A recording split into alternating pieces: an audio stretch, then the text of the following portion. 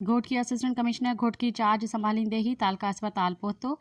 Dialysis centre, medical store ऐं मुख़्तलिफ़ warden जो जाइज़ो वरितो। MS खे सफ़ाई सुथराई यकीनी बनाइण जूं हिदायतूं जारी। Assistant commissioner Ghotki Naveed Ahmed charge संभालींदे ही तालका अस्पताल घोटकी जो ओचितो दौरो करे dialysis centre, medical store, emergency ward समेत मुख़्तलिफ़ शोबन जो जाइज़ो वरितो। इन मौक़े ते हुन MS तालका अस्पताल डॉक्टर सर्वरानंद खे हिदायत कंदे चयो त डायलिसिस सेंटर खे जल्द अज़ जल्द फ़ाल बणाए अस्पताल में सफ़ाई सुथराई खे यकीनी बणायो वञे।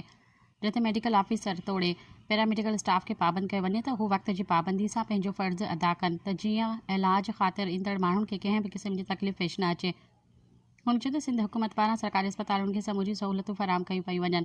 इन करे इलाज ख़ातिर ईंदड़ बेपहुच मरीज़नि खे पिणु सिहत जूं बहितर सहूलियतूं फराहम कयूं वञनि त जीअं आम माण्हुनि खे लाभ हासिल थी सघे। हुन चयो त इन सिलसिले में कंहिं बि क़िस्म जी ग़फ़लत बर्दाश्त न कई वेंदी। सब्सक्राइब कयो अवामी न्यूज़ HD खे ऐं ताज़ा तरीन ख़बरुनि लाइ ॾिसंदा रहो अवामी न्यूज़ HD।